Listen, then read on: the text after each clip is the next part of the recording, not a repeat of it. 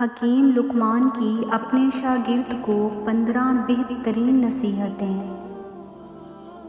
اگر آپ اپنے بارے میں کسی کی رائے جاننا چاہتے ہیں تو اسے ناراض کریں۔ مصیبت کے وقت غیر موجودگی کسی بھی رشتے کے تقدس کو ختم کر دیتی ہے، چاہے وہ کتنا ہی مضبوط کیوں نہ ہو۔ کسی محفل میں بیٹھو تو اپنی زبان کو قابو میں رکھنا۔ عقل مند کو اپنے گھر میں بچے کی طرح اور قوم میں مرد کی طرح رہنا چاہیے۔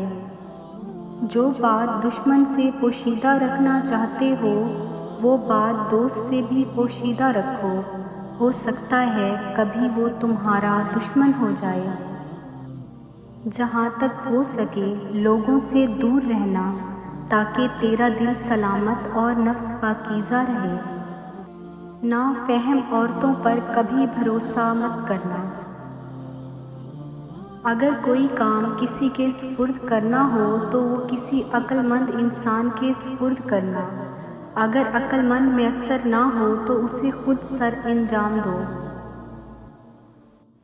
بے وقوفوں سے دوستی مت کرو کیونکہ یہ مشکل وقت میں تیری مشکلات میں اضافہ کر دیں گے۔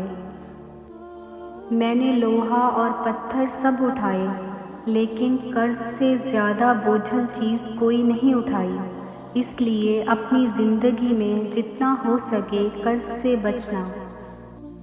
میں نے عقل بے وقوفوں سے سیکھی ہے، جن کاموں سے وہ نقصان اٹھاتے ہیں ان سے پرہیز کرتا ہوں۔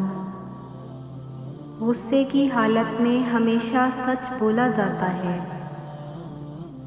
آپ کو آپ سے بہتر کوئی نہیں سمجھ سکتا، لیکن کوئی اس کی کوشش کرتا ہے تو یقیناً وہ آپ سے محبت کرتا ہے۔ عبادت کے وقت اپنے دل کو قابو میں رکھنا۔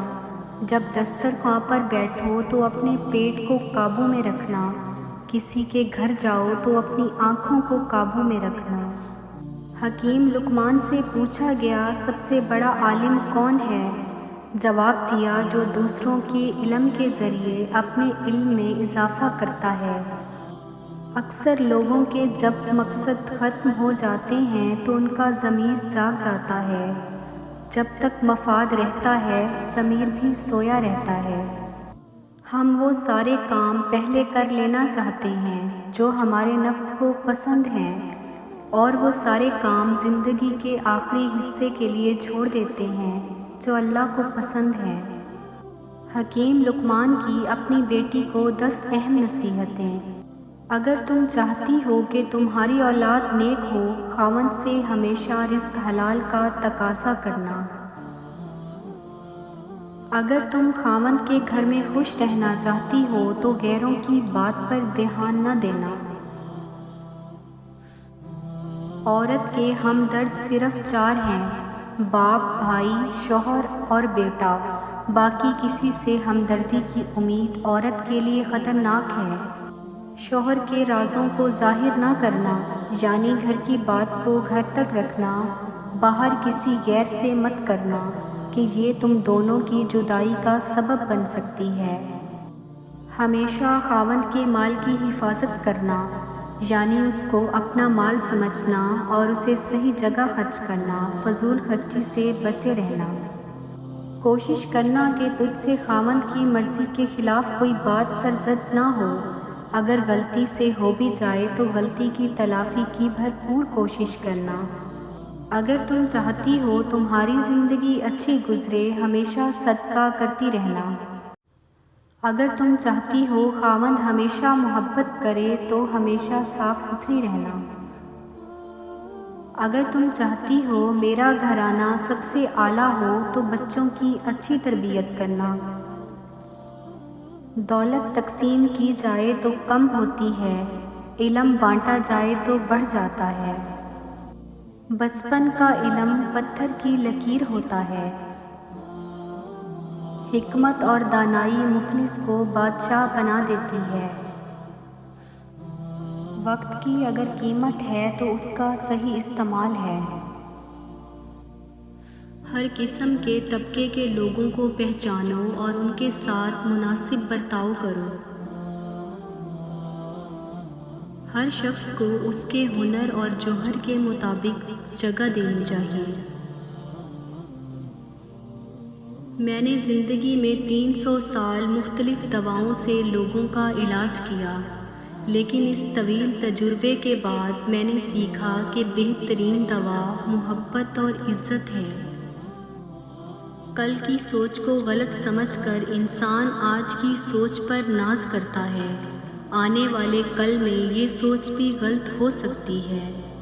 خلوص جاہل کو عالم میں بدل دیتا ہے اور خود غرضی بڑے سے بڑے عالم کو جاہل کر دیتی ہے۔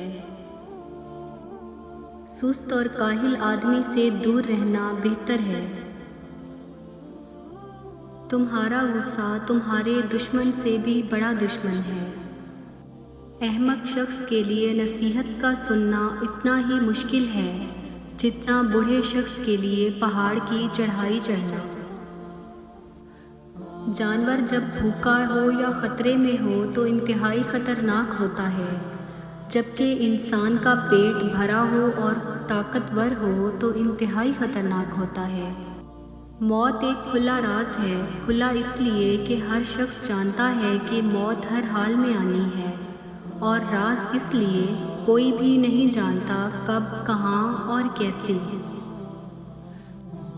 جب کسی کام میں اچھے برے کی پہچان نہ رہے تو آغاز کو دیکھ کر انجام پہچان لینا چاہیے۔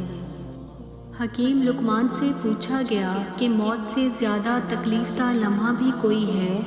تو انہوں نے فرمایا، ہاں، جب کوئی سفید پوش انتہائی مجبور ہو کر کسی کے آگے ہاتھ پھیلائے تب اس کے لیے وہ لمحہ موت سے زیادہ تکلیف دہ ہے۔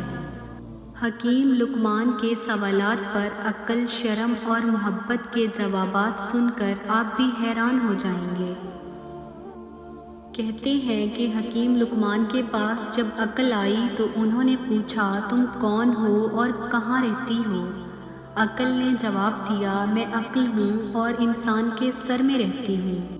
عقل کے بعد شرم آئی تو لقمان حکیم نے اس سے بھی یہی سوال پوچھا، کون ہے اور کہاں رہتی ہے؟ اس نے جواب دیا، میں شرم ہوں اور آنکھ میں رہتی ہوں۔ شرم کے بعد محبت آئی تو اس سے بھی حکیم لقمان نے پوچھا، تو کون ہے اور کہاں رہتی ہے؟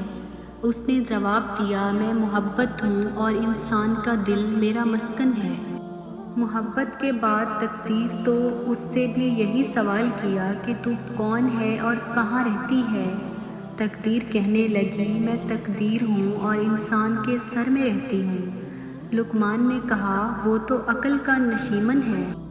تب پھر عقل بولی، جب تقدیر آتی ہے تو عقل رخصت ہو جاتی ہے۔ جب عشق آیا اس سے دریافت کیا گیا، تو کون ہے اور کہاں رہتا ہے؟ جواب ملا، میں عشق ہوں اور انسان کی آنکھ میں رہتا ہوں۔ لقمان نے کہا، وہاں تو شرم رہتی ہے۔ اس نے جواب دیا، جب عشق آتا ہے تو شرم چلی جاتی ہے۔ آخر میں لالچ آیا، اس سے بھی پوچھا گیا، تم کون ہو؟ جواب ملا، میں لالچ ہوں اور انسان کے دل میں رہتا ہوں۔ لقمان نے کہا، اس جگہ تو محبت رہتی ہے۔ تو لالچ نے جواب دیا، جب میں آتا ہوں تو محبت چلی جاتی ہے۔